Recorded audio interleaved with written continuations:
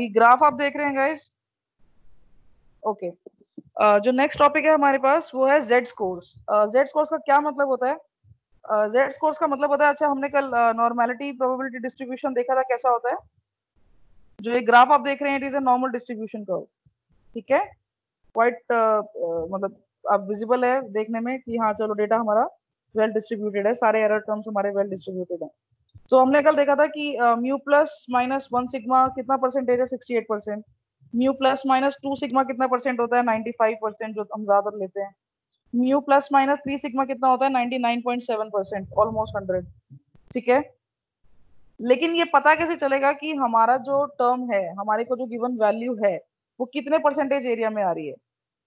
समझे? For example मेरे पास किसी चीज का प्राइस है, मेरे पास जैसे हमने कल वो क्रूड ऑयल प्राइस देखा था, हम कोई स्टॉक मार्केट का प्राइस देख रहे हैं, हमारे पास एक गिवन प्राइस है, मान लीजिए 100 रुपए।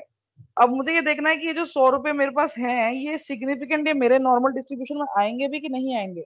How would I come to know this? ये मुझे पता है कि 95% में या 68% में जो वैल्यू यहाँ पर रिवॉल्व कर रही है वो कंसिडरेबल है, बाहर वाली नहीं है। ठीक है। लेकिन ये कैसे पता चलेगा कि वो इस एरिया में आती है कि नहीं आ रही है? ठीक है, हमें पता चलेगा इससे। अगर हमें ये पता चल जाए कि सिग्मा की वैल्यू 2 है, 1 है या 3 है, तो हम आराम से पता कर लेंगे 68% में, 95% में किसमें आ रही है। लेकिन ये पता करने के लिए we need to have our Z scores. Z scores क्या है? जेड स्कोर्स आपके they represent the number of standard deviations which is above or below the mean of a set of numbers। कितना स्टैंडर्ड डेविएशन नंबर है mean से positive side and mean से negative side. ठीक है। So Z score is nothing but your standard deviation number from the mean. Z की value और आपके standard deviation की यहाँ पे जो नंबर है, नॉट स्टैंडर्ड डेविएशन की वैल्यू, स्टैंडर्ड डेविएशन का जो नंबर है, ये हमेशा सेम होगा। ठीक है। So that we can come to know, जैसे ही मुझे पता चलेगा जेड स्कोर मेरा 2 है, इसका मतलब मेरा सिग्मा इज 2 सिग्मा, यानी मेरा परसेंटेज इज 95% कॉन्फिडेंस इंटरवल है। यहाँ अगर वैल्यू 1 आ रही है तो 68% है, यहाँ वैल्यू अगर 3 आ रही है तो 99.7%। 99%। गाइस अपना सिस्टम म्यूट कर लीजिए। ये हमारा फॉर्मूला है गाइस जेड स्कोर कैलकुलेट करने का। जेड स्कोर का हमारे पास एक और फायदा होता है, जेड स्कोर जो होते हैं वो यूनिटलेस होते हैं। ठीक है। जो भी आपकी वैल्यू आती है that is irrespective of the unit of your raw data. आपका ये एक्स कितनी यूनिट का है, म्यू सिग्मा इनकी क्या यूनिट है, इससे कोई फर्क नहीं पड़ता। Z is a standardized coefficient. ठीक है। सो इसका अपना कोई यूनिट नहीं है, it is just representing the number of standard deviation that is under the graph. Okay. Z test आपके अभी आगे आएंगे, आगे किसी टॉपिक में आएंगे जेड टेस्ट टी टेस्ट के साथ, तब आपको सी क्लैरिफिकेशन मिलेगी। बट जेड स्कोर का मतलब क्या है? जेड स्कोर हमारे स्टैंडर्डाइज स्कोर्स होते हैं। ठीक है। यूनिटलेस होते हैं and they give you the idea of the number of standard deviation जो एक वैल्यू का है। ठीक है। Towards the positive side and towards the negative side of the mean. हमारे पास ये फॉर्मूला है जेड स्कोर कैलकुलेट करने का। हमने एक एग्जांपल आप देख रहे हैं यहाँ पे। This is the example. For example हमारे पास एक डेटा सेट है, नॉर्मली डिस्ट्रीब्यूटेड है, मीन है हमारे पास 50। तो एक्स बार हमारा 50, स्टैंडर्ड डेविएशन है हमारे पास 10। सो स्टैंडर्ड डेविएशन और सिग्मा हमारे पास 10। Suppose statistician wants to determine the Z score for a value of 70। 70 हमारा एक्स की वैल्यू, इसके लिए मुझे अपना जेड स्कोर पता करना है, तो इसका जेड स्कोर निकल के आया +2। So if it is +2 then it has to be on the both sides of the mean, +2 here -2 here. ठीक है। +2 का मतलब सीधा 95% ऑफ द कॉन्फिडेंस इंटरवल। ठीक है। इसके बाद हमारे पास एक आता है गाइस कोफिशिएंट ऑफ वेरिएशन।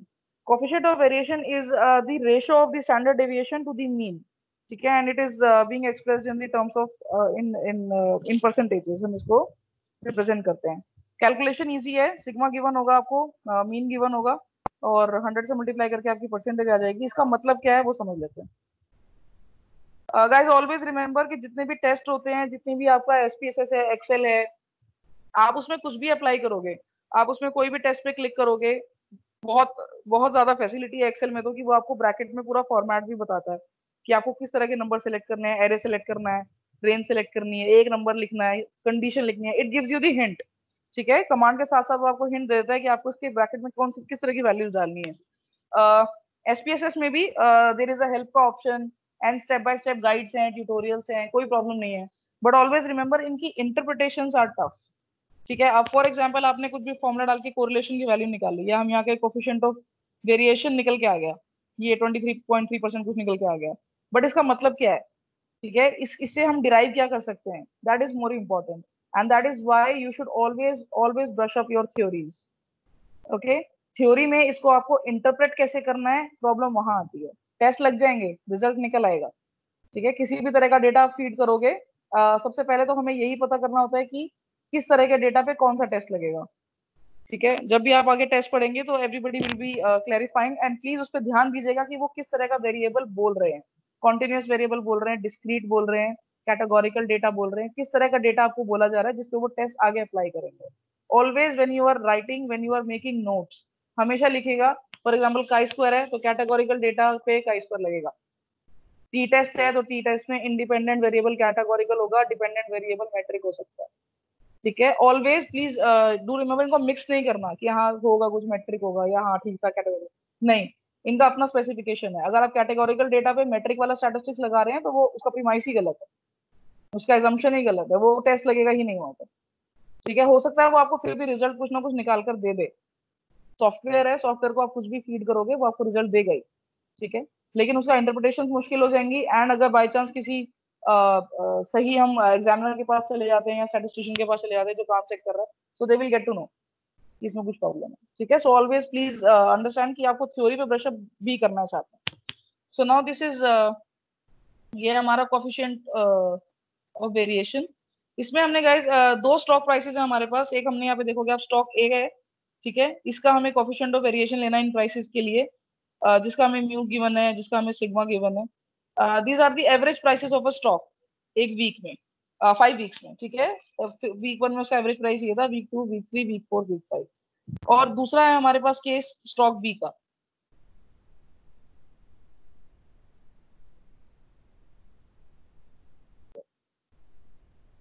हाँ जी, ये हमारे पास स्टॉक बी जिसका हमारा 5 वीक्स के ऊपर ये एवरेज है। ठीक है, अगर आप बड़ा बड़ा देखोगे तो आपको दिखेगा कि इसका ए वाले का जो हमारे पास स्टैंडर्ड डिविएशन है वो 4.84 है, मीन 64 है, 7.5% इसमें वेरिएबिलिटी है। ठीक है, इसको देखेंगे तो हमारा स्टैंडर्ड डिविएशन उससे कम है, यानी डिस्पर्जन डेटा में कम है, म्यू भी मीन भी हमारा कम है, लेकिन हमारा जो वेरिएबिलिटी है वो है 23.3%। अगर हम इसको सिर्फ स्टैंडर्ड डेविएशन पे मेजर कर रहे हैं, अगर हम इसको इसको सिर्फ मीन वैल्यू के हिसाब से मेजर कर रहे हैं, तो हम ये बोलेंगे कि stock A is better, stock B is better, sorry, right, क्योंकि स्टॉक बी का स्टैंडर्ड डेविएशन का डिस्पर्जन कम है। ठीक है, उसमें ज्यादा है, तो हमारे हिसाब से स्टॉक भी बेटर है। लेकिन अगर आप बाकी स्टैटिस्टिक्स पे देखेंगे कि हमारा जो वेरिएबिलिटी है वो कितनी ज्यादा है, इसके अंदर 23.3% की वेरिएबिलिटी है। ठीक है, सो हमारा कंक्लूजन इसके हिसाब से निकलेगा कि कोफिशिएंट ऑफ वेरिएशन के हिसाब से हमारा जो मेजर ऑफ रिस्क है वो स्टॉक बी में ज्यादा है। ठीक है, सो सिर्फ हमारे पास अगर दो या तीन स्टैटिस्टिक्स गिवन है किसी भी चीज के और हम उनके बेसिस पे इंटरप्रिटेशन निकाल रहे हैं, so that might be wrong. Okay, गलत हो सकती है वो। सो हमारे को just to be more specific in these cases we, this is advisable that you always carry out one more statistic to be confirm. अगर हम सिर्फ स्टैंडर्ड डेविएशन मीन तक देखेंगे तो हमारा रिजल्ट, हमारा आउटकम या हमारा चॉइस कुछ और होगा। ठीक है, but when we are trying to make when we are trying to calculate one more statistic, तो उसमें हमारा जो ऑप्शन है वो कुछ और है। ठीक है, ये गाइस क्लियर है यहाँ तक सबको? फिर मेजर्स ऑफ शेप स्टार्ट करते हैं। हम कोफिशिएंट ऑफ वेरिएशन दोबारा करते हैं। हाँ जी, एक second. Okay, coefficient of variation is the statistic wherein the we calculate the ratio of standard deviation to mean. ठीक है, and we usually express it in terms of percentages. Now, the coefficient of variation is useful in comparing standard deviations that have been computed with from data with different means. हमारे पास एक stock ए है, हम example से समझते हैं इसको। हमारे पास एक स्टॉक ए है जिसके एवरेज प्राइसेस ये है 5 हफ्तों के। ठीक है, उसका हमारे पास मीन था 64, सिग्मा है 4.84। अगर आप सिर्फ इसको देखेंगे, मीन 64 है, मीन 64 का मतलब है कि जो एक्सट्रीम वैल्यूज है बहुत हाई रही होंगी, है ना। हमारे पास वैल्यूज, अगर आप वैल्यूज पे भी नजर डालेंगे तो वैल्यूज अच्छी खासी हैं। ठीक है, और स्टैंडर्ड डेविएशन भी कम है, यानी वेरिएबिलिटी भी बहुत ज्यादा नहीं है। सो अगर किसी को इन्वेस्ट करना है, किसी को बाय करना है स्टॉक, तो वो सोचेगा कि हम लोग स्टॉक ए में इन्वेस्ट कर सकते हैं। दूसरी तरफ अगर हम नजर डालेंगे, स्टॉक भी आप देखोगे तो 5 वीक्स का जो एवरेज है वो उस स्टॉक प्राइसेस का पर्टिकुलर इतना है, लेकिन इसकी वेरिएबिलिटी कम है, ठीक है, उसमें वेरिएबिलिटी ज्यादा है। चाहे प्राइस जितना भी हो, that depends on the particular stock, price जो मर्जी हो, लेकिन जो डिफरेंस है, जो वेरिएबिलिटी है, डिस्पर्जन है डेटा का, वो उसमें ज्यादा है, उनका स्टैंडर्ड डेविएशन ज्यादा है, इसका स्टैंडर्ड डेविएशन कम है, ठीक है। एंड मीन भी वैल्यूज के हिसाब से फाइन, ऐसा नहीं है कि बहुत ज्यादा एक्सट्रीम है, बहुत ज्यादा कम वैल्यूज के बीच में फ्लक्चुएट कर रहा है डेटा, एक्सेप्टेबल डेटा है, ठीक है। लेकिन जब हमने कोफिशिएंट ऑफ वेरिएशन स्टॉक के लिए निकाला, उसका निकाला हमारे पास आया 23, इसका निकाला आया सॉरी उसका निकाला आया 7.5, और इस केस में हमारे पास आया 23.3। सो 7.5 वर्सेस 23.3, इसका मतलब है कि हमारा जो ये डेटा है, इसकी वेरिएबिलिटी बहुत ज्यादा हाई है, ठीक है। इसका मतलब जो मेरा इसका रिस्क कोफिशिएंट होगा, जो मेरे को इसमें रिस्क लगेगा, वो इसमें कहीं ज्यादा लगेगा बजाय उस वाले स्टॉक के, चाहे भले ही इसका स्टैंडर्ड डेविएशन, ठीक है। So standard deviation is not the only thing that you have to consider while measuring the variability of the data. एक बार अगर आप कोफिशिएंट ऑफ वेरिएशन भी निकालेंगे किन्हीं दो चीजों का, तो तो भी आपको पिक्चर बहुत क्लियर हो जाएगी, that what kind of choice you have to make. ये एग्जांपल एक बार अपने आप पढ़ेंगे तो आपको और पूरा क्लियर हो जाएगा, जो भी इन्होंने पूरी इसके अंदर उसका स्टोरी लिखी हुई है। हम हाँ जी, अगर हमारी वेरिएबिलिटी ज्यादा होती है तो हमारा रिस्क बढ़ जाता है। अगर हमारी variability, it depends on what kind of data we are considering here. जैसे यहाँ पे स्टॉक की हम बात कर रहे हैं, तो स्टॉक में हम बहुत ज्यादा वेरिएबिलिटी प्रेफर नहीं करते, ओके ठीक है, क्योंकि here we are talking about profits and everything. हाँ, अगर हम बात कर रहे हैं परसेप्शंस की, अगर हम बात कर रहे हैं सोशल साइंसेस की, तो मैं चाहूंगी कि मेरे पास सैंपल ऐसा हो जिनके अलग अलग परसेप्शंस हो, ताकि मैं मेजर कर सकूं कि किस तरफ लोग ज्यादा सोचते हैं। एक ही तरफ के परसेप्शन के लोग होंगे तो वो स्क्यूड हो जाएगा डेटा, उसकी भी बात करेंगे। Okay ma'am, thank you. Depends on the kind of data you are looking at, ठीक है। ओके चलिए guys, measures of shape start करते हैं। these are the tools which describe the shape of the distribution of your data. These are the normal formulas if you want to calculate खुद से। Excel formula है, Excel में भी करके देखेंगे। These are are studio भी काम का नहीं है अभी। ओके, स्क्यूनेस पे आते हैं। So distribution of data in which the right half is the mirror of the left half. इसको इससे देखते हैं। Okay, this is the skewness. Skewness में हम बोलते हैं जब आपका डेटा की जो शेप है वो लेफ्ट एंड राइट बराबर है, यानी they are the mirror image of each other. One half is the mirror image of the other half. तब मैं बोलती हूँ कि हमारा डेटा सिमेट्रिकल है। This is a symmetrical figure, this is a normal distribution curve and this is a symmetrical curve. इसको हम बोलते हैं, जैसे हमारा ये डेटा है, दिस इज स्क्यूड, स्क्यू हो गया ये। This is not a normal distribution curve any more, symmetrical नहीं है। these both are asymmetrical, but in what term? This is my negatively skewed data, this is my positively skewed data, ठीक है। जब हम skewness की यहाँ पे बात करते हैं गाइस,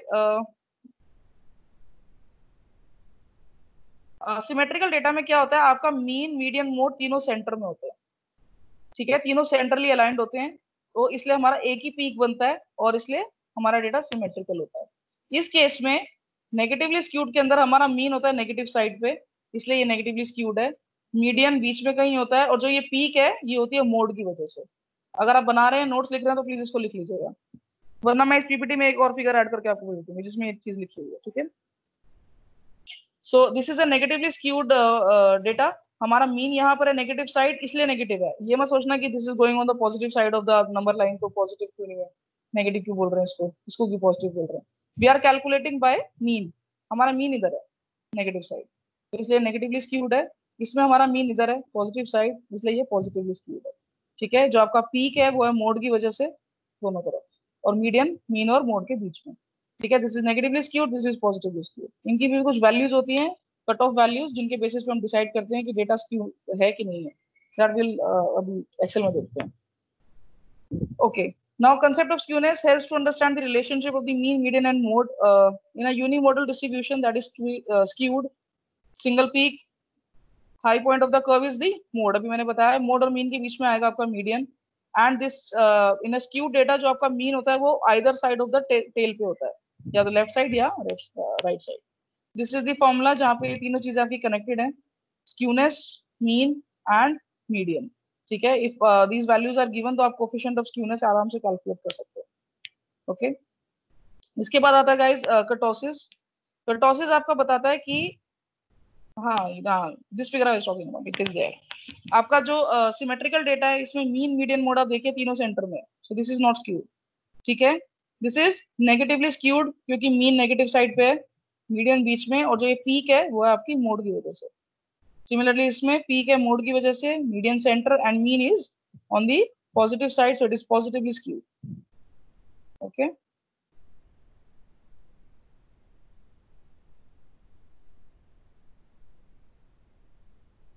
हाँ जी, दीज आर दी फॉर्मूलाज जो भी हमने बात की। Usually we calculate Pearson moment coefficient of skewness for a data set जिसमें n आपकी वैल्यूज होती हैं, and positive value indicates a positive skewness and negative value indicates a negative skewness. जो इसकी कट ऑफ होती है वो कट ऑफ अभी हम आगे डिस्कस करेंगे। देन आता है आपका कर्टोसिस।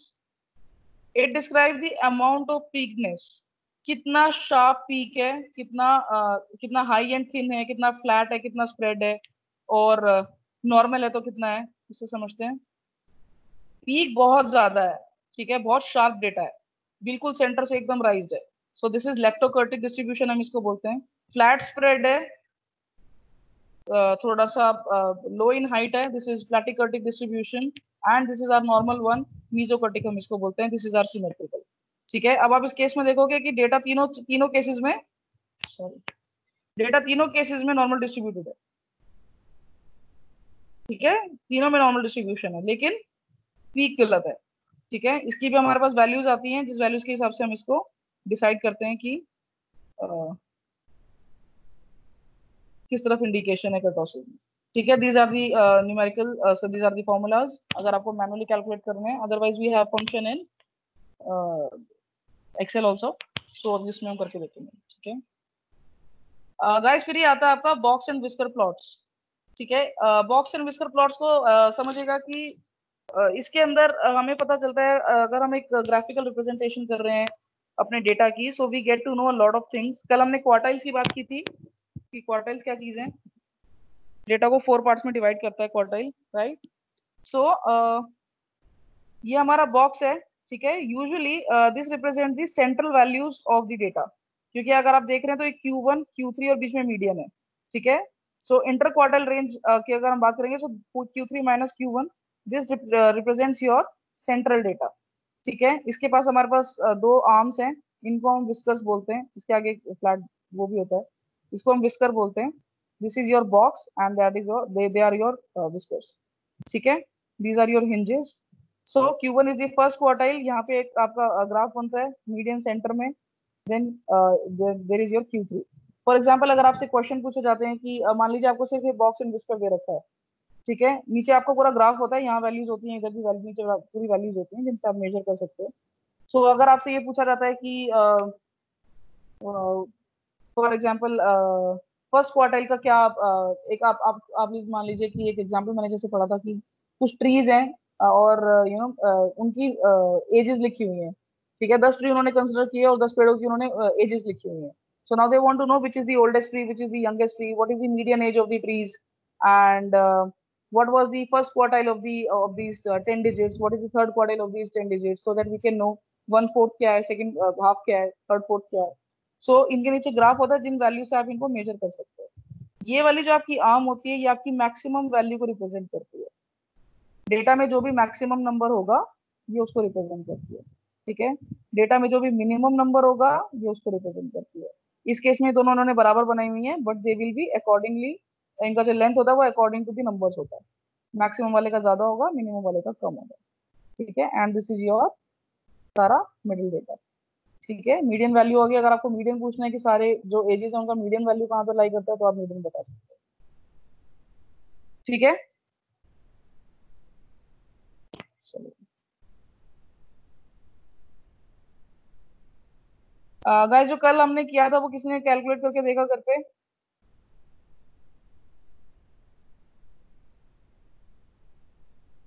अच्छा, मेगा स्टैट मिला किसी को? मैम मैंने डाउनलोड करने की कोशिश की थी बट वो कह रहा था ऑलरेडी डाउनलोडेड है। डाउनलोडेड है? हाँ मैम मैंने भी डाउनलोड किया था, बट वो कह रहा है कि प्रीवियस वर्जन का वर्जन डाउनलोड से, करना। हाँ हाँ हाँ हाँ, वो मेरे को भी यही मैसेज मिल रहा था बार बार। मेरे ख्याल से वो पेड है। अगर दिशा तुम्हारे पास डाउनलोडेड है तो एक बार सर्च में डाल के देखो कहाँ पे है, लोकेशन चेक करो।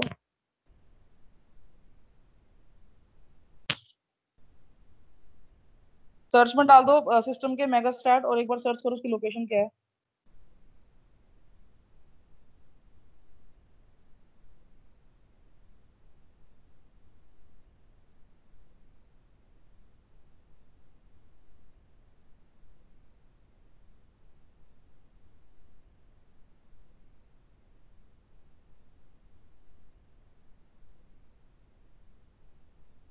वो प्रीवियस वर्जन वाला कह रहा था, बट मैं डाउनलोड करने की कोशिश करी तो वो हो नहीं रहा था उसमें। हाँ, basically it is asking now they are what they are doing online जो है वो मेगा स्टार्ट के शायद अपडेट्स अवेलेबल है। So for update thing it is like कि आपके पास पहले से वर्जन होना चाहिए जिसके ऊपर वो अपडेट आप ले सकते हो ऑनलाइन फ्री में। तो इसलिए वो आपको ये मैसेज देता है कि आपके पास ऑलरेडी वर्जन होना चाहिए, क्योंकि उसकी आप इंस्टॉलेशन मतलब फर्स्ट हैंड इंस्टॉलेशन उसका सॉफ्टवेयर अवेलेबल नहीं है नहीं पे। दे ऑल आर पेड, यही प्रॉब्लम है।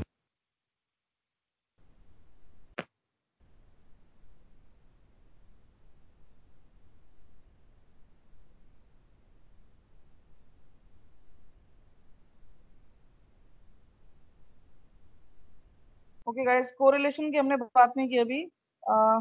कोरिलेशन हमारे पास correlation is also one measure of relatedness, उसमें हमारा एक अलग से टॉपिक है ये। I will include this measure of relatedness में भी measure correlation between two variables. What do we understand by correlation? Correlation का मतलब है कि इसमें मिनिमम दो वेरिएबल्स इन्वॉल्व होंगे, ठीक है। So what we are trying to gauge is the relatedness of those variables, कि आपस में वो वेरिएबल्स कितने ज्यादा रिलेटेड है।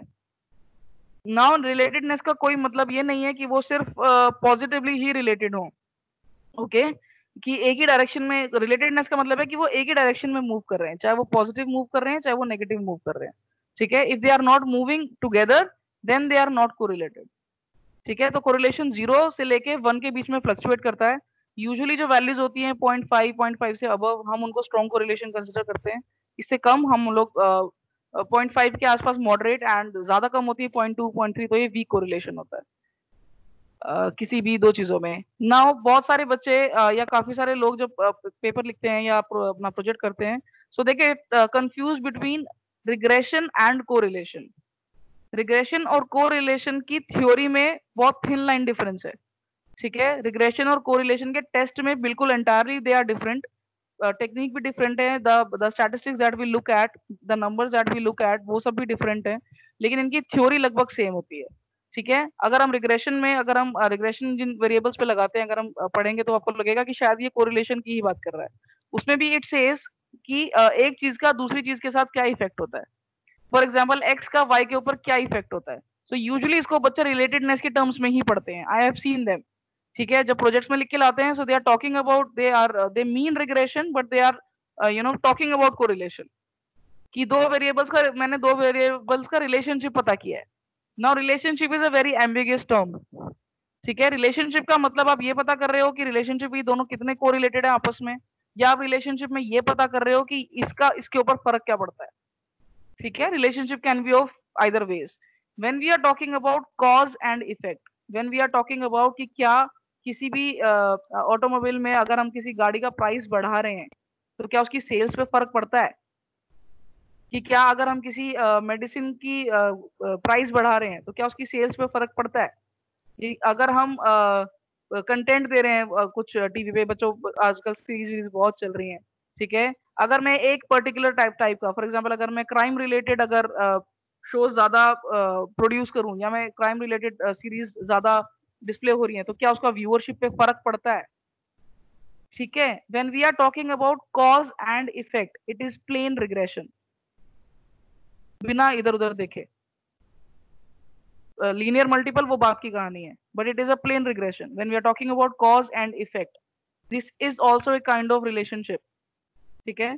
नाउ अगर हम बात कर रहे हैं कि ये दो चीजें आपस में मूव कैसे करती हैं, इनकी रिलेटेडनेस क्या है, पॉजिटिव है नेगेटिव है, एक को बढ़ाओगे कम होगा, क्या क्या रिलेटेडनेस इन दो चीजों की, रिलेशनशिप क्या है इन दो चीजों की, वो हमारा होता है कोरिलेशन।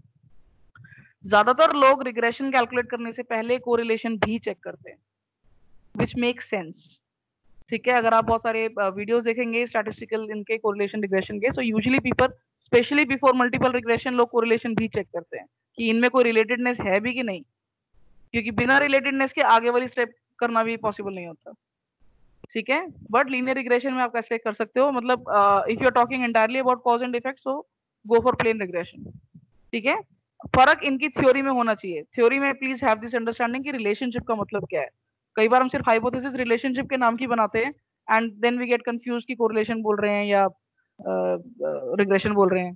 ठीक है, सो अगर हम अपने कल वाले एग्जांपल में देखें, ओके ये मैं आपको दोबारा कैलकुलेट करके दिखाती हूँ। गाइस इसमें जो साइड में फाइल है उसके अंदर मैंने वैल्यूज लिखी हुई हैं, ये स्क्यूनेस की वैल्यूज हैं, ये कर्टोसिस की वैल्यूज हैं। उन्होंने अपने डेटा पे कैलकुलेट किया हुआ था variance standard deviation.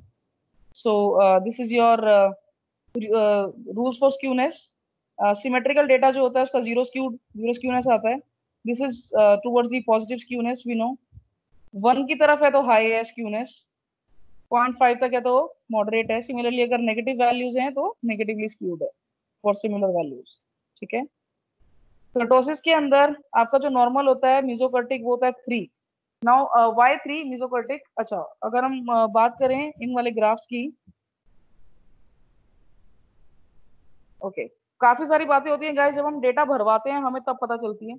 So one thing that we will always observe, आपका जो लाइकर्ट स्केल होता है, ठीक है 5 पॉइंट स्केल होता है आपका, उसमें हमें पता है 1 जो होता है वो strongly disagree, 2 is disagree, 3 is neither, 4 is agree and 5 is strongly agree. ठीक है, आपका जो ये वाला सेंटर पीक होता है ये ज्यादातर बनता है 3 पे। ठीक है, ये 3 पे कैलकुलेट करते हैं हम। जो अगर आपका मान लीजिए सारा डेटा 3 है तो आपका ये सेंटर में आ जाएगा। ठीक है, इसका वैल्यू जाएगा 3 और ये सारा सेंटर में आ जाएगा, ये पीक बन जाएगी इसकी हाई।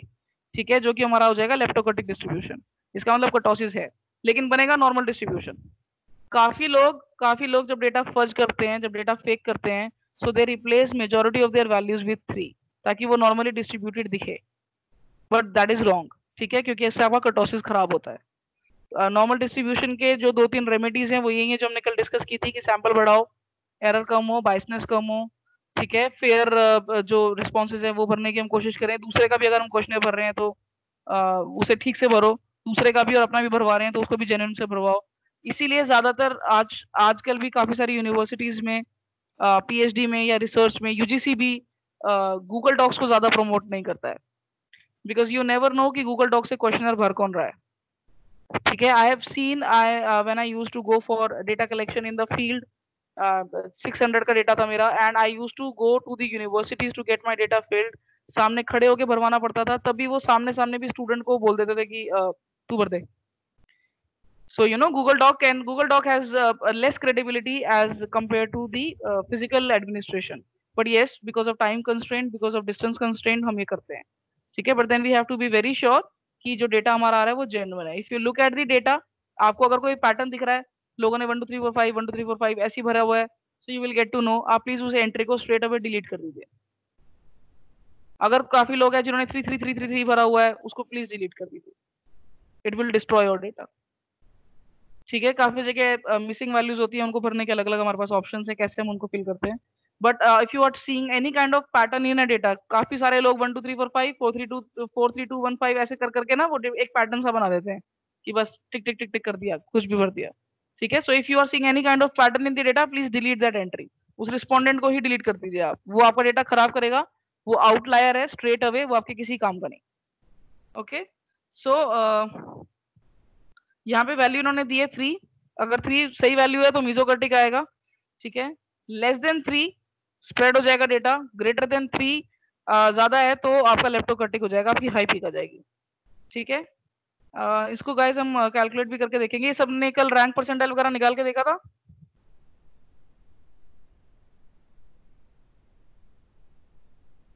ओके, बॉक्स प्लॉट में गाइस एक चीज और है, अगर आपके आउटलायर्स होते हैं, इसमें हम आपके आउटलायर्स भी पता कर सकते हो, गोल गोल छोटा सा डॉट आ जाता है। आउटलायर्स क्या होते हैं गाइस? आउटलायर्स आपका वो डेटा होता है जो आपकी किसी भी रेंज में फिट नहीं हो रहा है। ठीक है, आपकी जो सारी वैल्यूज हैं वो कहीं ना कहीं फॉल कर रही हैं बॉक्स के अंदर, ग्राफ के अंदर, लेकिन कुछ चीजें ऐसी हैं, कुछ लोग ऐसे हैं जिनका जो बिल्कुल एकदम ही हाई वेरिएबिलिटी पे उन्होंने कुछ अलग ही भरा है, कुछ अलग ही डेटा फिल किया है, या वो डेटा आपसे आपके डेटा के जहां सारा डेटा कोहेसिव है, जहां सारा डेटा फॉल कर रहा है, उससे बिल्कुल तीसरी ही जगह वो फॉल करता है, वो आपके किसी काम का नहीं होता। ठीक है, आउटलायर्स जो होते हैं वो डेटा की क्रेडिबिलिटी को खराब करते हैं। सो मान लीजिए अगर इसमें कोई आउटलायर होता है तो वो रिप्रेजेंट हो जाता है, छोटा सा एक सर्कल सा आ जाता है जो यहाँ पे कहीं फॉल करता है। अगर वो आउटलायर इस इन वैल्यूज पे कहीं फॉल कर रहा है, still you can consider them. लेकिन अगर वो जो वैल्यू है वो आपकी इस रेंज से बाहर फॉल कर रही है, कहीं यहाँ बनी हुई है, कहीं यहाँ बनी हुई है ग्राफ के अंदर, तो वो आपके किसी काम की नहीं। ठीक है, इससे आप आउटलायर्स भी पता कर सकते हो। चलो स्क्यूनेस देख लेते हैं, how to calculate skewness. Simple, skew type करेंगे, वो आपको बोलेगा कि कौन सी आपको एरे सिलेक्ट करना है, या आपने सिलेक्ट किया, एंटर। कितना आ रहा है? 1.699। चेक कर लें, पॉजिटिव है तो थोड़ा सा पॉजिटिवली स्क्यूड है, हाई है according to the definition, right. Process भी देख लेते हैं।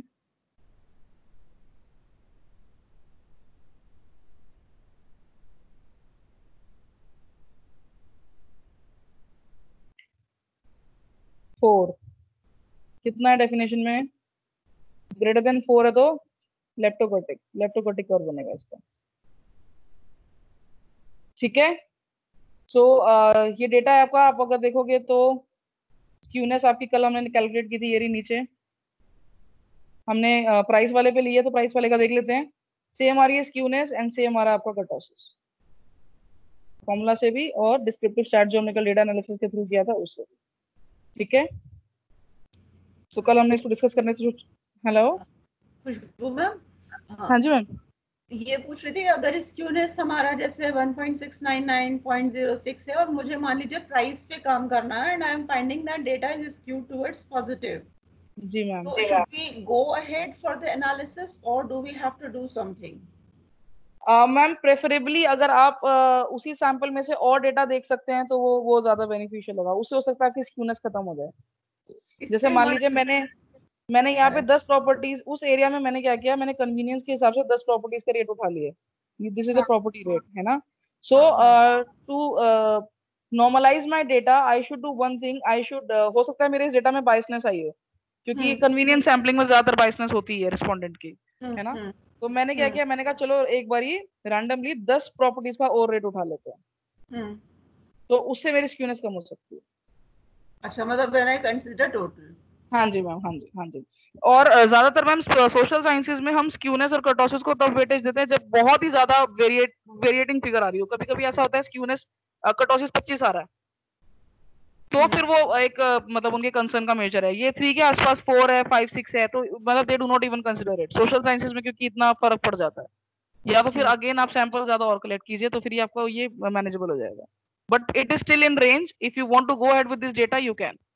और जब हम फिर पेपर लिखते हैं तो उसमें हम डेटा का ये पूरा एनालिसिस डालते हैं कि ये हमारे डालते हैं मैम, हाँ। आजकल मैम ऐसे लोग स्क्यूनेस कर्टोसिस डालते नहीं है, but if you are giving extra information to them, skewness kurtosis का पूरा अगर आपको देना है तो डालते हैं लोग काफी, उसमें सारी वैल्यूज आ जाती हैं, कुछ नेगेटिव कुछ positive, but they all should be under 0 point something, then they should not be above 1 और समथिंग, क्योंकि अगर वो रिव्यूअर के पास जाएगा तो they might create a problem.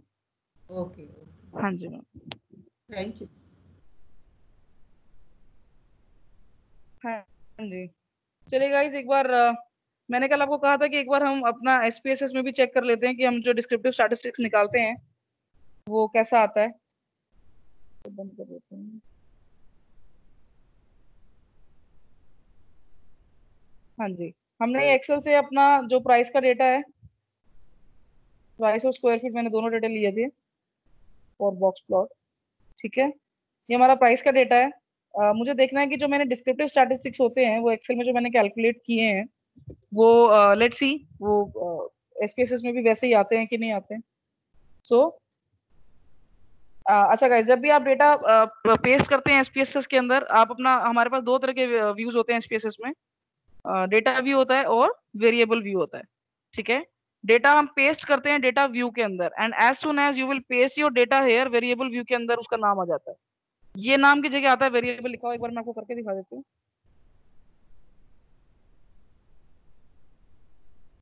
दोबारा एक करते हैं।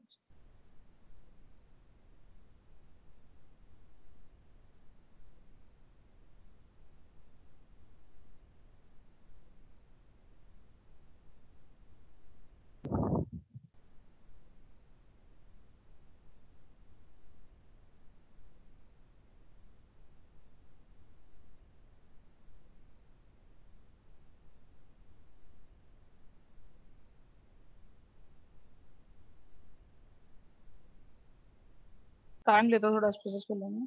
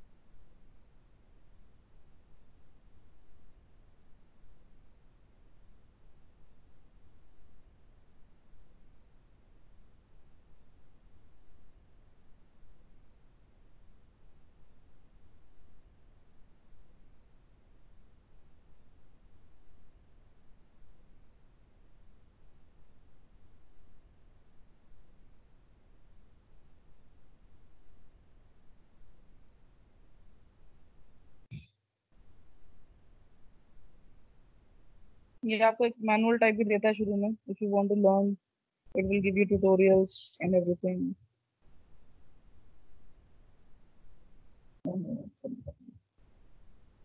हाँ जी, ये हमारा न्यू विंडो है, इसमें हम एक्सेल से डेटा पेस्ट कर सकते हैं डायरेक्ट।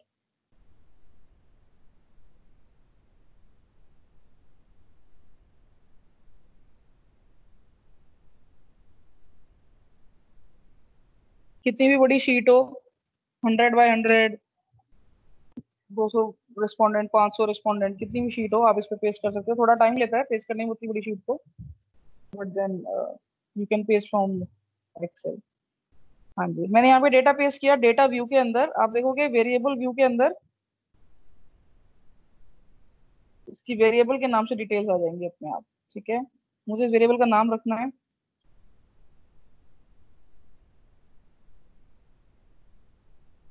प्राइस था, न्यूमेरिक है,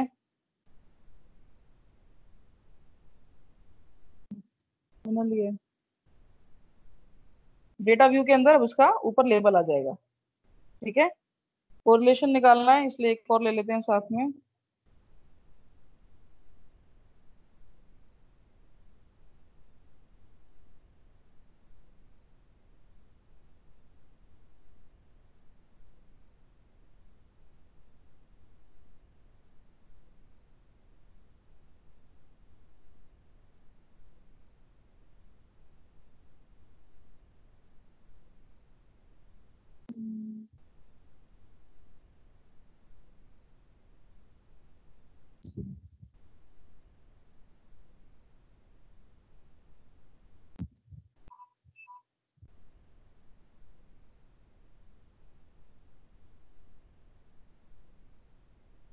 हाँ जी, अब इसके बाद गाइस जाएंगे एनालाइज पे, डिस्क्रिप्टिव स्टैटिस्टिक्स। दो ऑप्शन आते हैं आपके, फ्रीक्वेंसी, डिस्क्रिप्टिव, किसी पे भी आप टिक कर सकते हैं। फ्रीक्वेंसी से देख लेते हैं। प्राइस पे निकालते हैं, इसको जो मूव करेंगे, go to statistics, mean, median, mode, skewness, kurtosis, standard deviation, variance, range, minimum maximum quarters भी देख लेंगे।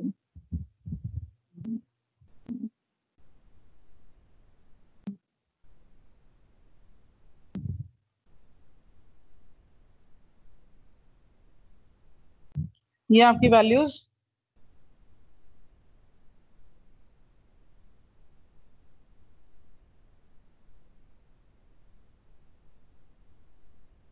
क्यूमुलेटिव परसेंटेज भी निकाली इसमें फ्रीक्वेंसी में। ओके, ये आपकी वैल्यूज मीन है, मीडियन है, मोड है, स्टैंडर्ड डिविएशन। आप इसे मैच कर सकते हैं आपके एक्सेल वाले प्राइस की चीज, प्राइस वाला जो आपका कॉलम है, कि वो वैल्यूज आपकी सेम आ रही है कि नहीं आ रही। काफी बार जब हम एनालिसिस कर रहे हैं, काफी बार रिसर्चर जो होते हैं उनको ये डाउट होता है कि शायद एक्सेल का जो रिजल्ट है और जो एसपीएसएस का रिजल्ट है वो अलग अलग आता है। ऐसा बिल्कुल नहीं है। अगर आपने कमांड ठीक डाली है, आप ठीक ठीक तरह के फॉर्मूले से उसको डाल रहे हैं एक्सेल के अंदर, ऐसे एसपीएसएस में ठीक प्रोसेस आपने फॉलो किया, तो दोनों का रिजल्ट हमेशा एकदम सेम आएगा। आप मैच कर सकते हो।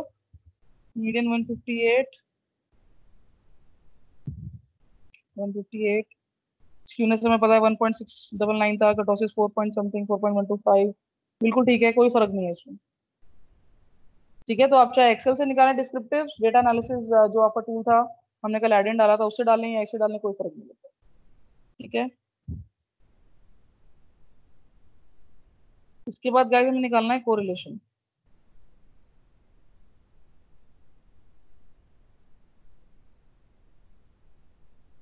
कोरिलेशन दो चीजों के बीच में निकलेगा। एरे 1 सेपरेटेड बाय कॉमा,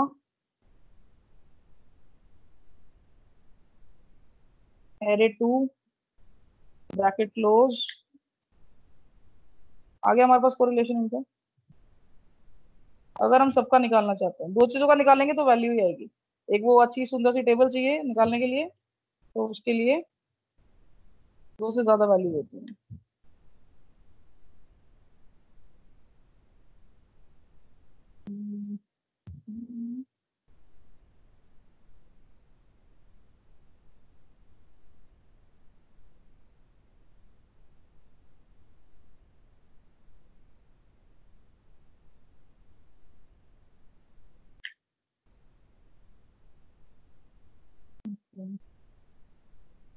दो का निकालना है।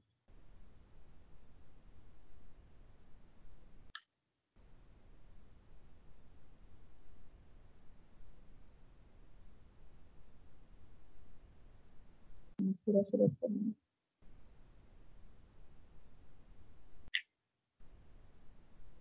I usually do it in SPSS.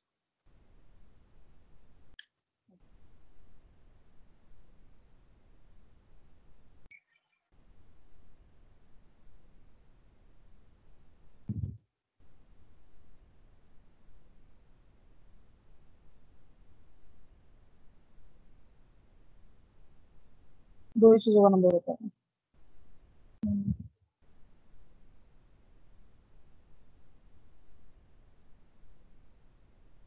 यहाँ पर भी आपकी वैल्यू दिखा रहा है, क्या वैल्यू आएगी। स्पेस में जाकर देखते हैं।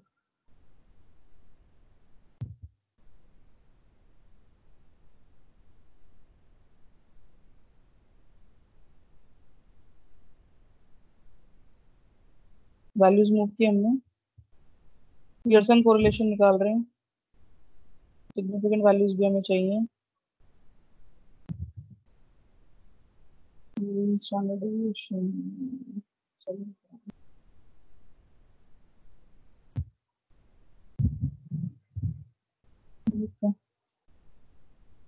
हम्म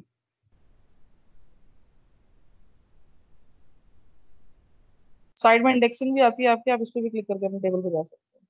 ठीक है, हाँ जी। ये देखेंगे, अगर आप डिस्क्रिप्टिव स्टैटिस्टिक्स में मैंने मीन स्टैंडर्ड डिविएशन पे टिक किया था, तो इसने ये टेबल दिया है। अदरवाइज नहीं भी जरूरत है तो आप नहीं कर सकते, नहीं इसको करिएगा क्लिक। ये हमारा कोरिलेशन आ गया दो चीजों के बीच में। इसको प्लीज समझिए आप। ए का ए से कोरिलेशन 1 ही होगा ऑलवेज। ठीक है, ए का बी से कोरिलेशन है इतना, इतना ही आ रहा था एक्सेल में भी। हाँ जी, सेम है वैल्यू। अब हमें देखना है गाइस कि ये सिग्निफिकेंट है कि नहीं। सिग्निफिकेंस का क्या मतलब है सिग्निफिकेंस का मतलब है कि हमारा जो कॉन्फिडेंस इंटरवल है जिसमें हमारा डेटा फॉल करना चाहिए उसी में वैलिड वैल्यू आ रही है कि नहीं, आउटलायर तो नहीं है, या उस रेंज से बाहर तो वैल्यू बात नहीं कर रहा है। अब हम वापस चलते हैं अपनी थ्योरी पे। हमने कल बात की थी कॉन्फिडेंस इंटरवल्स की।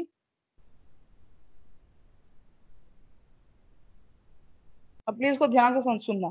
मैंने आपको कल भी बताया था कि जो हम ज्यादातर वैल्यू रखते हैं, वो जो हम कॉन्फिडेंस इंटरवल का जो हम नॉर्मल एक जेन्युइन वैल्यू रखते हैं वो रखते हैं 95%। ठीक है, 95% में हम सोचते हैं कि हमारी जो वैल्यू है वो जेन्युइन है, जिसमें हमारा वैल्यू फॉल करना चाहिए। 95 के बाद कितना बचा? 5%। 2.5% ऑन ईच साइड मेंशन्ड है। ठीक है, सो 5% ईच साइड। जब हमारा सिग्निफिकेंस वैल्यू, जब हमने कॉन्फिडेंस इंटरवल लिया है 95% का, तो जो हमारा सिग्निफिकेंस वैल्यू है वो हमेशा 0.05 से कम होना चाहिए। कम होगा तभी इस रेंज में फॉल करेगा। 5% का मतलब कितना हुआ? 0.05। Am I correct? This is 95%, that is 5%। 5% on either side. फिलहाल एब्सोल्यूट उसकी बात कर रहे हैं, एब्सोल्यूट मेजर की बात कर रहे हैं, तो नेगेटिव पॉजिटिव नहीं बोलते हैं, absolute major is always positive. 5% का मतलब है 0.05। 0.05 से मेरी वैल्यू अगर कम है, सिग्निफिकेंस, सिग्निफिकेंस मुझे बताता है कि आपका जो वैल्यू है वो आपकी रेंज में लाई कर भी रहा है कि नहीं कर रहा है। अगर ये वैल्यू सिग्निफिकेंट नहीं है तो इसका मतलब आप उस कोरिलेशन को कंसिडर नहीं करेंगे, आप उस स्टैटिस्टिक को कंसिडर नहीं करेंगे। जो सिग्निफिकेंस वैल्यू होती है वो जिन बच्चों ने अभी तक प्रोजेक्ट्स किए हैं, पेपर्स भी लिखते हैं, तो हमें पता है सिग्निफिकेंस वैल्यू को सबसे ज्यादा सबसे पहले हम नोट करते हैं। चाहे हम टी टेस्ट कर रहे हैं, कोरिलेशन कर रहे हैं, रिग्रेशन कर रहे हैं, हमें सिग्निफिकेंस वैल्यू देखनी पड़ती है। जो जो डेटा, जो स्टैटिस्टिक्स, जो स्टैटिस्टिक सिग्निफिकेंट नहीं है, जिसका सिग्निफिकेंस वैल्यू नहीं आ रहा है रेंज में, आप उसको सीधे सीधे चेक करते हैं।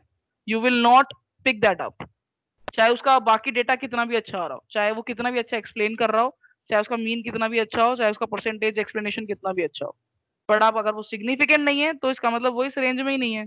वो यहाँ कहीं कुछ बता रहा है आपको, वो यहाँ कहीं है तो यहाँ वो बहुत अच्छा रिजल्ट दे रहा है, उसका हमें कोई मतलब ही नहीं है, उसका हमें कुछ करना ही नहीं है। ठीक है, 95% कॉन्फिडेंस इंटरवल में 5% डेटा ये दोनों तरफ है, बाहर जो इसके बच, ये जो अंडर द ग्राफ बच गया है, इसकी हम बात कर रहे हैं। 2.5% इधर। ठीक है, इससे कम फॉल करना चाहिए। इससे कम का मतलब अंदर फॉल करेगा, इससे कम का मतलब अंदर फॉल करेगा, यानी इस एरिया में फॉल करेगा। हमें वही वैल्यू कंसिडर करनी है जो इस एरिया में फॉल करनी है। अभी हमें कैसे पता चलेगा? हमें जो हमारा सॉफ्टवेयर है वो हमें सिग्निफिकेंस वैल्यू देता है, टू टेल दे रहा है, दोनों तरफ की दे रहा है, पॉजिटिव नेगेटिव। ठीक है, ये देखिए आप कितनी वैल्यू आ रही है? 0.006। 0.006 0.05 से कम है, राइट? 0.05 से कम है तो कंसिडरेबल, आप इस कोरिलेशन को कंसिडर करेंगे। और सबसे पहले हमने देखा सिग्निफिकेंस वैल्यू कितना है, सिग्निफिकेंस है 0.006 विच इज सिग्निफिकेंट, 0.05 से कम है, डन। अब इसके बाद हम देखेंगे नेक्स्ट चीज 0.793, कितना कोरिलेशन है। पहली बात तो जो कोरिलेशन है वो पॉजिटिव है, ठीक है, सो दोनों पॉजिटिवली मूव कर रहे हैं साथ में। और 0.79 लगभग 0.8 which is quite high, which is quite close to 1 की तरफ वाले ज्यादातर हमारे स्ट्रॉन्ग कोरिलेशन में आते हैं। सो 0.8 इज क्वाइट हाई। ठीक है, 0.8 का मतलब हमारा प्राइस के अंदर और स्क्वायर फीट जो है वो पॉजिटिवली मूव कर रहे हैं and they are very strongly correlated. They have, how do we report this? We write there is a significant correlation, there is a significant high correlation between price and square feet। Bracket में we write छोटा r की value, this is small r। Pearson coefficient का जो हमारा symbol है denote करने का वो है स्मॉल r। ठीक है, दिस इज आर r की value, comma, then we write अपना significance, p is less than 0.05। So this is a significant plus positively high correlation between these two। Similarly आपको अगर correlation निकालना है किसी भी दो चीजों में, आप निकाल सकते हो। अगर नेगेटिव आएगा, कभी कभी अगर मान लीजिए यहाँ नेगेटिव होता, नेगेटिव 0.793 होता, तो इसका मतलब भी हाई कोरिलेशन है लेकिन नेगेटिव है। ठीक है, अगर एक चीज बढ़ेगी तो दूसरी चीज घटेगी बहुत स्ट्रांगली, मतलब कोरिलेशन बहुत स्ट्रांग है दोनों का, एक के बढ़ने से दूसरी चीज कम ही होगी, इनवर्स कोरिलेशन है, but that is too strong, वो भी कंसिडरेबल है, बहुत बहुत अच्छी तरह कंसिडरेबल है।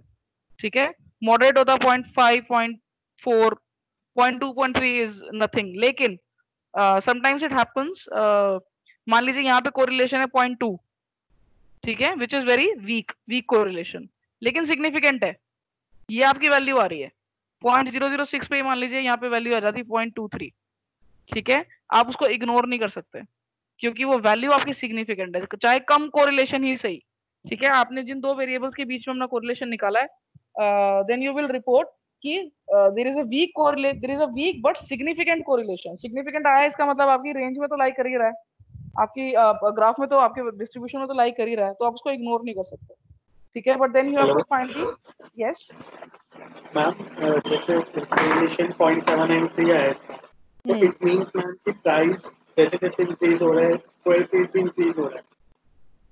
हाँ, स्क्वायर फीट के हिसाब से प्राइस इंक्रीज हो गया, विच इज क्वाइट लॉजिकल आल्सो। मान लीजिए आपका कोई प्रॉपर्टी है उसका, हाँ हाँ, अगर मैम नेगेटिव होता तो प्राइस इंक्रीज हो रहा है बट स्क्वायर फीट डिक्रीज हो रहा है। नहीं फिर बट इम्पोर्टेंट हाँ, कि स्क्वायर फीट भले इंक्रीज कर रहे हो आप फ्लैट्स के, लेकिन प्राइस नीचे जा रहा है, इसका फिर कोई प्रोबेबल रीजन होना चाहिए,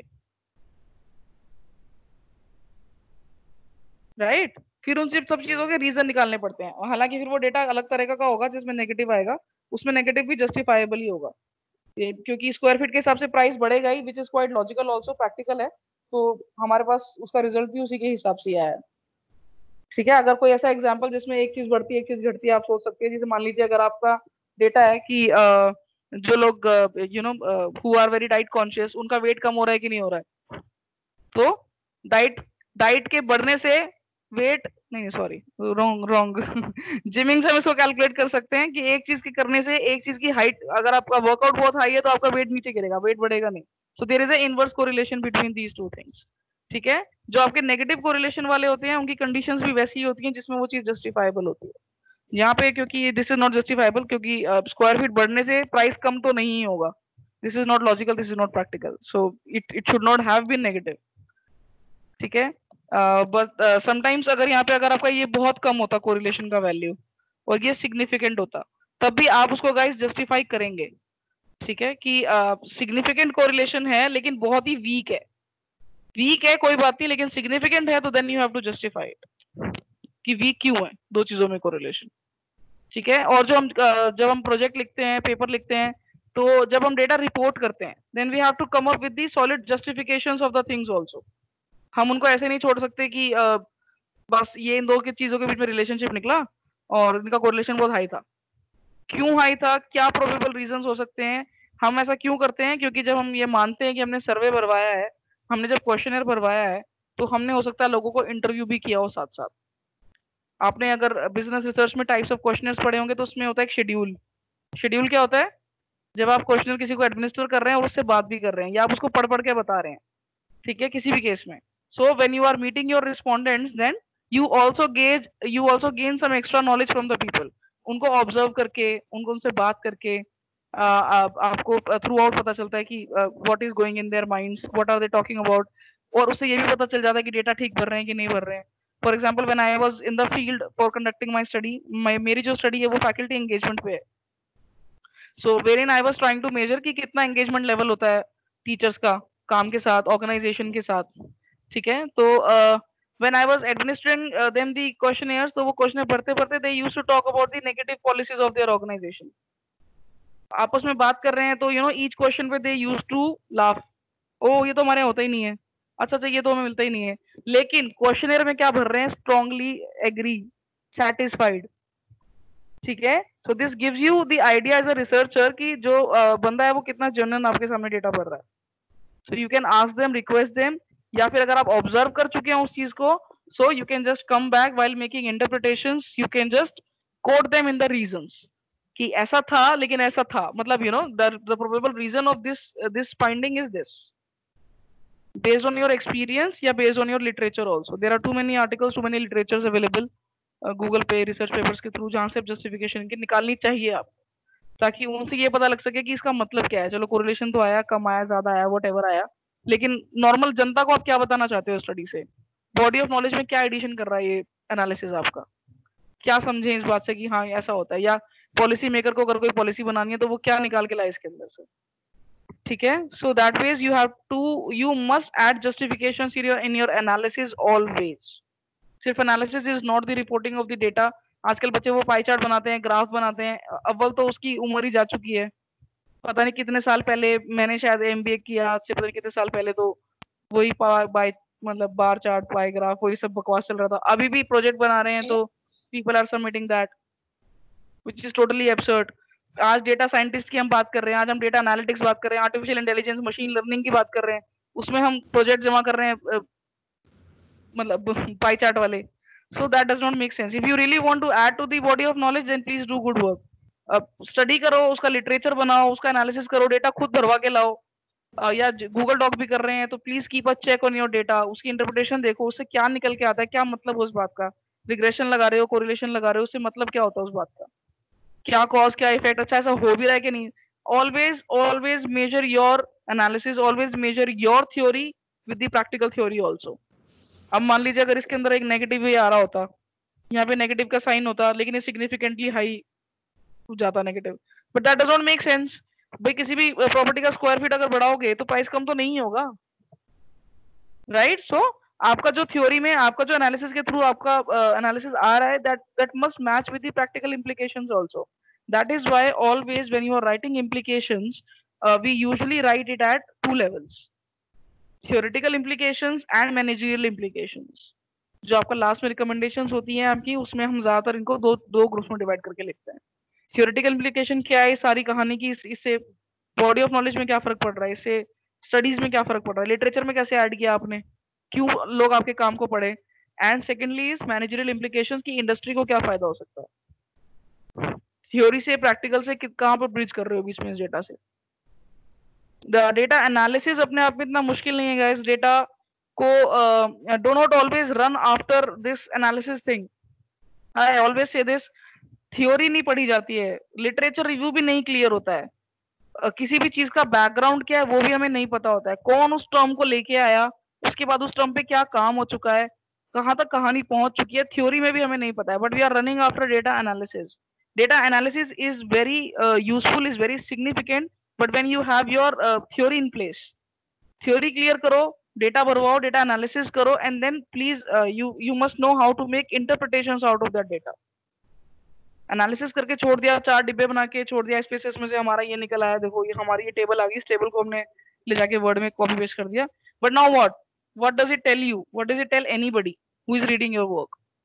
सो इस इनके आगे इनको इंटरप्रेट कैसे करना है उस बात पे भी प्लीज पूरा ध्यान दीजिएगा। आगे टेस्ट जो भी पढ़ाएगा, आगे अनोवा है, रिग्रेशन है, टी टेस्ट, जेड टेस्ट है, इनकी इम्प्लीकेशंस क्या होती हैं और कौन कौन सी वैल्यूज को आपको नोटिस करना चाहिए, क्योंकि उन्हीं से इम्प्लीकेशंस निकलती हैं।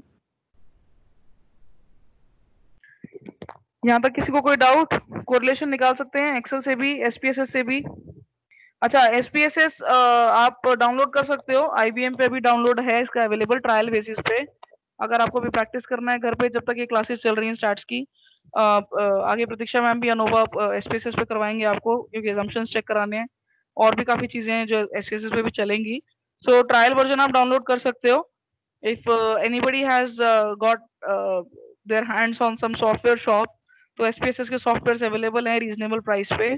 अब इसका जो फ्री वर्जन है वो डाउनलोड, मतलब वो फ्री वर्जन अवेलेबल नहीं है डाउनलोड के लिए, क्योंकि वो काफी पायरेटेड इनका सॉफ्टवेयर हो गया, तो इसलिए now they are keeping a good check on this. So या तो ओरिजिनल या फिर ट्रायल वर्जन पे आप इसको करके काम कर सकते हो। I have this old one. जो न्यू वर्जन आ रहे हैं 23.0, 24.0, वो आपके फ्री नहीं है।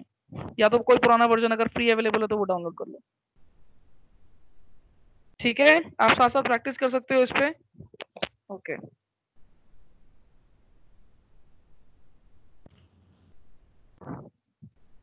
खुशबू मैम, हाँ जी मैम। एक क्वेश्चन था मेरा, जैसे हम जब ये निकालते हैं कि अगर हमारा एक फाइनल इंडिपेंडेंट वेरिएबल होता है और जी मैम, आपकी आवाज ब्रेक होगी मैम, आवाज नहीं आ रही।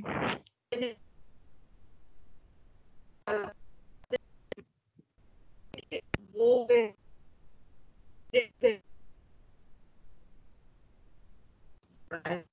इसमें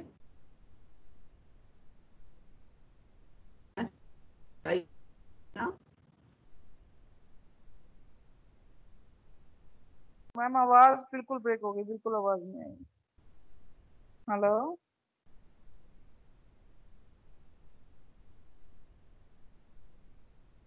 हेलो, गाइस हाँ, अभी anybody able to hear ma'am? मेरे को बिल्कुल आवाज नहीं आ रही, किसी को आ रही तो प्लीज उनका क्वेश्चन बता दो। No ma'am. नहीं आ रही ना? अच्छा अच्छा यस नहीं आ रही।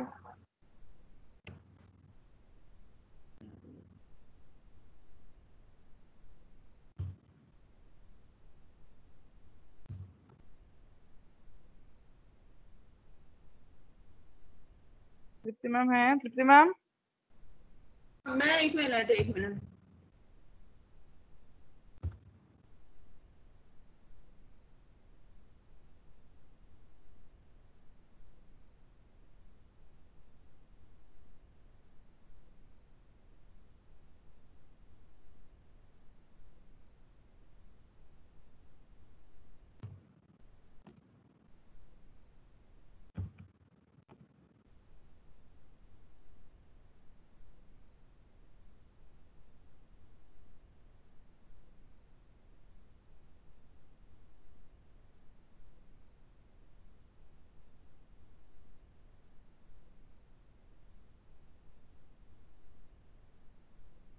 guys, if you have to make some graphs out of this data, then we have these options also.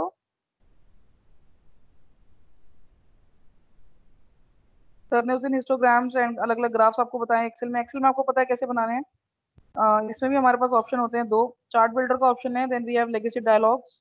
यहाँ से आप कोई भी तरह का आपको डायग्राम बनाना है तो आप बना सकते हो। स्कैटर प्लॉट बना के देखते हैं।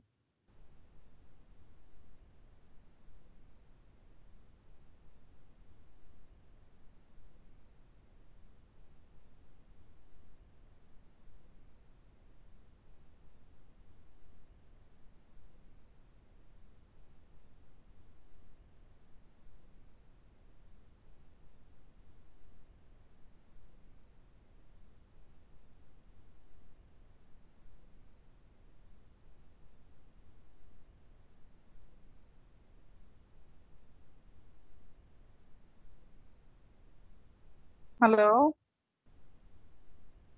मैम, शायद दोबारा लॉग इन कर रहे होंगे।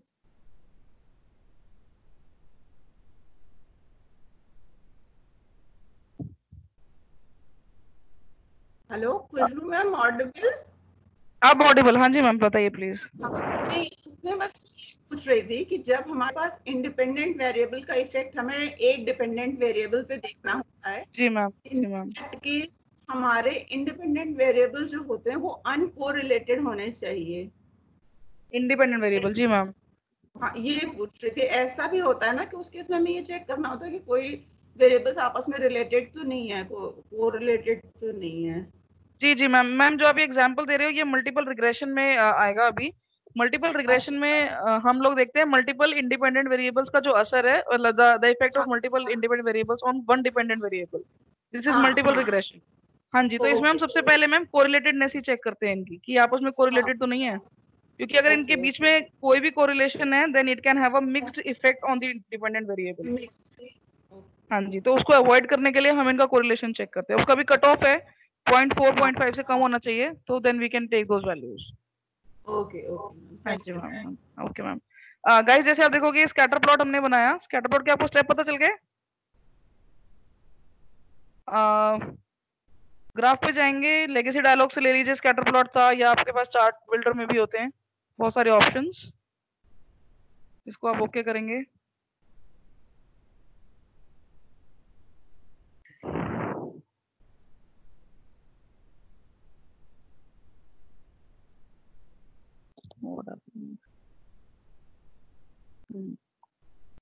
यहाँ पे आपके पास सारे ऑप्शंस हैं, वार, लाइन, एरिया। ये जो हमने आज पढ़ा बॉक्स प्लॉट, ये भी है। बॉक्स प्लॉट आपको बनाना है किसी भी तरह का बना सकते हैं। हिस्टोग्राम स्कैटर प्लॉट है। तो स्कैटर प्लॉट मान लीजिए सिंपल ले लेते हैं।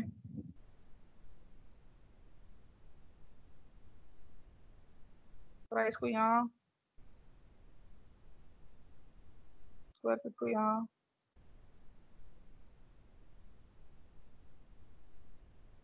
ओके, इससे भी बना सकते हैं, वरना सिंपल आपके पास नीचे जो लेगेसी वाला डायलॉग बॉक्स है जिससे मैंने ये वाला बनाया था, डायरेक्टली उससे भी बना सकते हैं। क्या पता चलता है हमें स्कैटर प्लॉट पढ़ने से? हम क्या इसके अंदर वो देख सकते हैं, इसको देख लेते हैं। वो it takes time in processing, so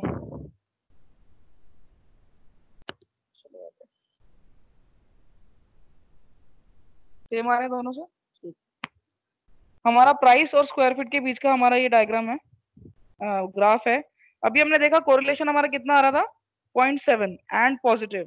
so if we have to draw a line here, सारे लगभग मेजॉरिटी ऑफ द डॉट्स को ज्वाइन करते हुए अगर हमें एक लाइन ड्रॉ करनी है तो एक स्ट्रेट लाइन आएगी, ठीक है। स्ट्रेट लाइन के आसपास ही आपके डॉट्स आ रहे हैं, बहुत ज्यादा दूर नहीं है। अगर आप स्ट्रेट लाइन आपकी यहाँ से भी निकल रही है तो ये वाला डॉट बिल्कुल पास है, ये भी पास है, इन इन तीन को कवर कर रही है। अगर ऊपर तक जा रही है तो ये वाले डॉट्स भी आपके आसपास ही है, ठीक है। एक है जो थोड़ा सा डिस्टेंस पे है। तो जब आपके बिल्कुल स्कैटर्ड होती हैं आइटम्स, जैसे ये तो 10 एक आइटम का ही है, अगर आपके आइटम्स बिल्कुल स्कैटर्ड होते हैं, ठीक है, तो इसका मतलब आपके आउटलायर्स बहुत ज्यादा है। अगर आपकी एक ही लाइन के आसपास आपके सारे वेरिएबल्स पड़ रहे हैं, ये सारे वेरिएबल्स आपके आसपास ही हैं, इसका मतलब there is a strong correlation. लगभग एक स्ट्रेट लाइन पॉजिटिव उस पे आ रही है, नेगेटिव कैसे आएगी, ऊपर से नीचे, वो स्ट्रॉन्ग कोरिलेशन, ठीक है। लगभग 0.7 हमारा डिपिक्ट ये ठीक से कर पा रहा है। एक आधा आउटलायर है जो हमारा कोरिलेशन थोड़ा सा डिस्टर्ब कर रहा है, but that is okay, we have a significant strong correlation. अगर ये सारे डायग्राम, अगर ये सारे वेरिएबल्स हमारे स्कैटर्ड होते, इधर उधर होते, तो इसका मतलब हमारे किसी भी वेरिएबल में कोई भी कोरिलेटेडनेस नहीं है, ठीक है।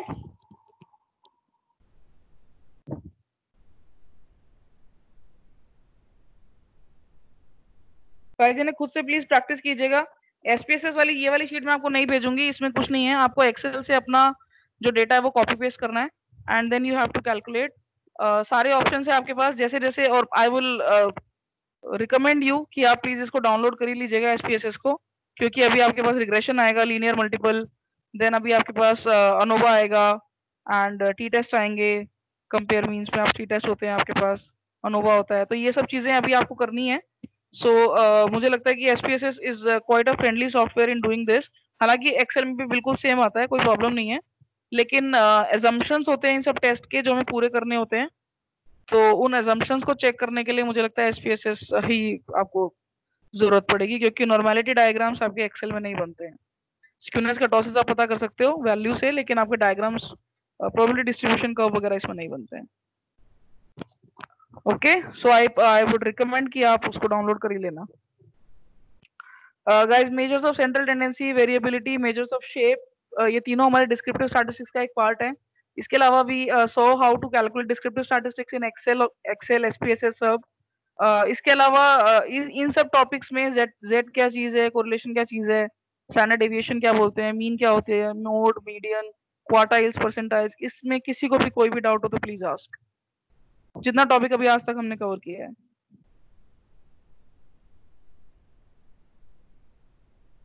मैम एक बार ये रिग्रेशन और कोरिलेशन का डिफरेंस बता दो एक बार। हाँ, मैं दोबारा एक बार आपको बता देती हूँ थ्योरी में गाइस, क्योंकि रिग्रेशन आगे मैम ने कवर करना है, तो इसलिए मैं रिग्रेशन नहीं करवाऊंगी, नहीं रिग्रेशन। थ्योरी में गाइस ये फर्क होता है, जैसे मान लीजिए हमने अगर एक लेमन टर्म में ऐसे लिखा है कि there is a relationship between X and Y, there exist, हमने हाइपोथेसिस बनाया कि there exist a relationship between X and Y. सबसे पहले तो रिलेशनशिप जो वर्ड है उसको आप अवॉइड करने की कोशिश करो, क्योंकि रिलेशनशिप अपने आप में बहुत एम्बिगुअस चीज है, ठीक है। वी आर जो रीडर है वो ये नहीं पता कर पाता है कि रिलेशनशिप इफेक्ट के बारे में बात हो रही है या रिलेटेडनेस के बारे में बात हो रही है, ठीक है। जैसे हम हमारा जो ये जो अभी हमने प्राइस और स्क्वायर फीट को देखा, इसमें हम रिलेटेडनेस की बात कर रहे हैं,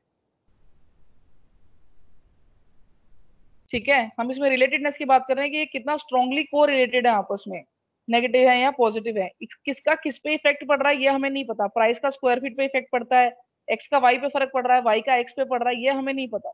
हमने एक्स क्रॉस वाई निकाला है, हमने निकाला है एक्स और वाई आपस में कितने एसोसिएटेड है, इनका आपस में कितना कोहेसिवनेस है, ठीक है। अगर हम कोहेसिवनेस की बात कर रहे हैं, रिलेटेडनेस की बात कर रहे हैं, तो हम बात कर रहे हैं कोरिलेशन की, ठीक है, कि दो चीजों का कोरिलेशन कैसा है, स्ट्रॉन्ग है, वीक है, सिग्निफिकेंट है, नॉन सिग्निफिकेंट है, नेगेटिव है, पॉजिटिव है, कैसा है। लेकिन अगर हम बात कर रहे हैं कि स्क्वायर फीट का प्राइस पे क्या फर्क पड़ता है, अगर मैं स्क्वायर फीट बढ़ाता जाऊं तो क्या प्राइस भी बढ़ रहा है या प्राइस पे क्या फर्क पड़ रहा है, ठीक है। तो इस केस में अगर एक्स का इफेक्ट ऑन वाई मुझे चेक करना है, तो आपका दिस बिकम्स योर रिग्रेशन, ठीक है। रिग्रेशन में x is independent, y is dependent, उसकी टर्म, उसकी जो इक्वेशन होती है वो भी अगर आपको याद है रिग्रेशन मैथ्स में पढ़ा था, y is equals to bx plus c। ठीक है, जो x है वो आपका इंडिपेंडेंट है, y जो है वो आपका डिपेंडेंट है। तो इसमें आप x की वैल्यूज को मॉडरेट करते जाते थे, y की कुछ कुछ वैल्यू आती जाती थी, फिर हम उसको ग्राफ पे बनाते थे, स्लोप बनाते थे, if you remember, right? Yes, ma'am. We should boycott Chinese products, right? So that was your regression. So when we are trying to check कि इकोनॉमी है, इकोनॉमी में मान लीजिए 5 साल में जीडीपी रही, उसका एक पर्टिकुलर स्टॉक प्राइस पे कितना इफेक्ट रहा। मुझे अपने स्टॉक, एक पर्टिकुलर कंपनी का एक स्टॉक प्राइस मैंने निकाला और मैंने देखा कि पिछले 5 साल में इसका प्राइस जो है वो कैसे फ्लक्चुएट किया है with response to this GDP of the country. मुझे इसका इफेक्ट उस पर देखना है। So then I will apply regression. Similarly multiple चीजों का इफेक्ट देखना है एक चीज पे। जैसे अभी मैम बात कर रहे थे, हमारे पास मान लीजिए हम देखना चाहते हैं कि effectiveness of an institution measure कर रहे हैं, उसका फर्क पड़ता है कि आपका स्टूडेंट का बेस कैसा है, ठीक है, आपकी एडमिनिस्ट्रेटिव पॉलिसीज कैसी हैं, इंस्टीट्यूशनल पॉलिसीज कैसी हैं, फैकल्टी कैसी है। Now we have multiple things. Effect देखना है एक चीज पे कि ऑर्गेनाइजेशन का जो आपका इफेक्टिवनेस है, आपके इंस्टीट्यूट की इफेक्टिवनेस कैसी है, ठीक है, क्योंकि इससे आगे और हमारे पास अलग मेजर्स निकलते हैं। So when we have independent variable, multiple independent variables, IV1, IV2, IV3, IV4 and dependent variable is only one, एक चीज पे हम उसका इफेक्ट देख रहे हैं, then it becomes your multiple regression. ये आगे पढ़ेंगे अच्छा से डिटेल में। रिग्रेशन लीनियर कैसे है, 1 to 1, मल्टीपल मैनी टू 1 कैसे है, so how do these things work, but there is an पूरा entire difference between correlation and regression. Theory में भी कंफ्यूज मत होना, इसलिए आई विल एडवाइस कि जब हाइपोथेसिस लिखते हो तो रिलेशनशिप वर्ड मत डालो, उसको फ्रेम करो इस हिसाब से कि रिलेटेडनेस बता रहे हो या कॉज एंड इफेक्ट बता रहे हो। Okay, ma'am. Thank you. Okay बेटा। गाइस और कोई doubt? I have concluded all the related topics of the descriptive statistics. Slide आपके पास आ जाएगी, आज का असेसमेंट आपके पास आ जाएगा। इसके अलावा नेक्स्ट जो हमारा पास अब कल से आपकी प्रोबेबिलिटी स्टार्ट होगी, प्रतीक्षा में प्रोबेबिलिटी पढ़ाएंगे, उसके बाद we will come back for sampling. I will request कि सैम्पलिंग में प्लीज अटेंडेंस ठीक रखना, वैसे तो 28 के करीब हैं बच्चे, but sampling is very very crucial thing. Sampling अगर हमारी खराब है, अगर हमने सैंपल यूनिट्स हमने गलत सिलेक्ट किए हैं, हमें पॉपुलेशन और सैंपल के बीच का फर्क नहीं पता है, now there are different terms, population universe, population, sampling frame, then your sample size, sampling unit, अगर हमें इनका फर्क नहीं पता है, so things can be really goofed up, ठीक है। उसके बाद की जो फिर क्योंकि कहानी है, हमें डेटा उन्हीं से भरवाना है, राइट। सो सबसे पहला काम है हमारा ठीक सैंपल सेलेक्ट करना, बाद में जो फिर अगर हम डेटा भरवाएंगे, then we are doing analysis, we are making interpretations, तो it will fall like dominoes. अगर आपका सैंपल साइज ही गलत है, आपने गलत चूज किया है, सो आगे का रेलेवेंस भी खराब हो जाता है। So if somebody has to check your work, examiner, reviewer paper के लिए, अगर उन्होंने आपकी सैम्पलिंग में प्रॉब्लम पकड़ ली, they will not even check your analysis, वो एनालिसिस को देखेंगे भी नहीं। क्यों? क्योंकि क्वेश्चन विल बी कि आपका यूनिट ही गलत है, सैम्पलिंग यूनिट ही गलत है जिसे डेटा भरवाया है, so you need to go back and get the data again, then you have to do the analysis. So sampling is really tricky and I would request कि अभी तक भी प्रोजेक्ट हमारे पास आते हैं तो उसमें सैम्पलिंग में बहुत प्रॉब्लम होती है। रिसर्च मेथोडोलॉजी का बहुत बहुत इंपॉर्टेंट पार्ट है, बहुत टेक्निकल होती है sampling you just can not sit and से कि हाँ हमने उठा के कुछ भी चूज कर लिया। There really has to be a very procedural things after it, ठीक है। तो कल से प्रोबेबिलिटी आपकी, प्रोबेबिलिटी के बाद we'll meet for sampling and then we'll study. ये एक्सेल आपके पास पहुंच जाएगी, आपको अलग अलग चीजें कैलकुलेट। जी मैम। मैम एक क्वेश्चन था, जब ये बच्चों के मैं चेक कर रही थी प्रोजेक्ट को, ये बच्चे जो ऑब्जेक्टिव लिखते हैं और उसके बाद जो ये हाइपोथेसिस बनाते हैं, जी जी जी मैम, ये उसका पहली बात कोई रिलेशनशिप कई बार मुझे नहीं दिखा कि वेदर जो ऑब्जेक्टिव बनाया, 5 ऑब्जेक्टिव बनाया और 2 हाइपोथेसिस लिखे, that is also they should know that how when we are making the objective, correspondingly we have to make the hypothesis. yes ma'am, बिल्कुल। And then also they do not know where to place the hypothesis. So sometime it was happening कि objective और hypothesis कहीं जब सारे result calculate हो गए हैं, उसके बीच में कहीं hypothesis शुरू हो जा रही है। हाँ जी मैम, वो मैम फॉर्मेट है, इनको फॉर्मेट का थोड़ा आइडिया, आई विल डिस्कस उस दिन फॉर्मेट भी, अगर पेपर का कैसे फॉर्मेट में लिखना चाहिए, I will show one of my papers, तो उसके हिसाब से आई कैन। एक ये चाहिए जो बच्चों को हम डिस्प्ले कर सकें सो दैट दे कैन जी जी अंडरस्टैंड वेल। जी जी मैम, अगर उस दिन टाइम हमारे पास रहता है सेकंड क्लास के बाद, so I will discuss my sampling of my thesis. I we have really done it very procedural technical, step by step किया है, and it has been approved by, if you guys are aware of doctor Ajay Chauhan, doctor Neeraj Kaushik, they are the statisticians, well known renowned statisticians of India. So it has been approved by them. So if we'll get time after that, so I will discuss my thesis का sampling also.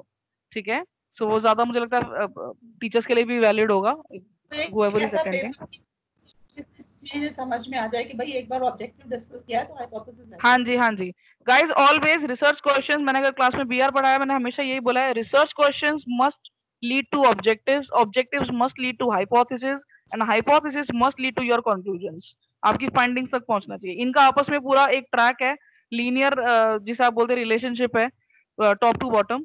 सबसे पहले आप research questions frame करते हैं कि आपको पता क्या करना है, प्रॉब्लम आइडेंटिफिकेशन। उसके बाद यू गो टू, आपका जो रिसर्च का प्रोसेस है वो यही है, सबसे पहले identification of the problem, then you go to your objectives, क्या ऑब्जेक्टिव्स आपको अचीव करने हैं, उन्हीं ऑब्जेक्टिव्स के बेसिस पे आपकी हाइपोथेसिस बनती है, उन्हीं हाइपोथेसिस को आप आगे अप्रूव डिसअप्रूव करते हो और अपनी फाइंडिंग्स और रिकमेंडेशंस कंक्लूजन लिखते हो। सो दिस इज अ पूरा ट्रेल, ठीक है, वी विल डिस्कस इट, एक रिसर्च पेपर का format I will pick, and we can discuss that also. Okay, हाँ जी, हाँ जी, नहीं, thank you for the input ma'am. उस दिन वी कैन डिस्कस सैम्पलिंग में, we can discuss sampling is quite less numerical thing except sample size determination. So theory है, discuss करने में, एग्जांपल्स करने में अच्छा लगेगा, थोड़ा सा अपना प्रीमाइस सेटल करना अगर पढ़ सकें तो in the meanwhile, otherwise I will make you understand कि इन टर्म्स का मतलब क्या होता है। थोड़ा बहुत आपको पता है, बट वी विल गेट, मतलब हम तब भी डिस्कस कर सकते हैं। सैंपल साइज डिटर्मिनेशन में थोड़ा सा न्यूमेरिकल आएगा, how to determine the sample size, उसके भी अलग अलग टेक्निक्स हैं, and then will discuss. So we can take a leave for today. आपके पास असेसमेंट पहुंच जाएगी गाइज, प्लीज उसको शाम तक भर देना, I will give you the timeline also. Okay, you will get the PPT, and if you want this Excel, I will forward this Excel again, जिसमें skewness kurtosis के हमने वो values लिखे हुए हैं। Okay, you can try, you can exercise, आप ये Excel पे अपना Excel पे spaces पे please इनकी practice करना start करो। So I guess picture will be much clearer to you also। खुद करेंगे, खुद पता करेंगे, खुद प्रॉब्लम आएगी, फेस करेंगे, खुद उसको वापस ट्रबल शूट करेंगे, हिट एंड ट्रायल है, वापस ऐसी पढ़ाई करनी पड़ती है मैथमेटिक्स में, एक ही बार में कोई जरूरी नहीं है सब चीज ठीक आ जाएंगी, स्पेशली डेटा के साथ तो कभी भी नहीं होता। ये रिफाइंड डेटा है जो मैंने आपको दिखाया है, इसमें कोई प्रॉब्लम नहीं है, इसलिए ये इसमें सब कुछ ठीक आ रहा है, लेकिन जब आप एक्चुअल डेटा पे काम करते हैं तो बहुत बहुत प्रॉब्लम्स आती हैं।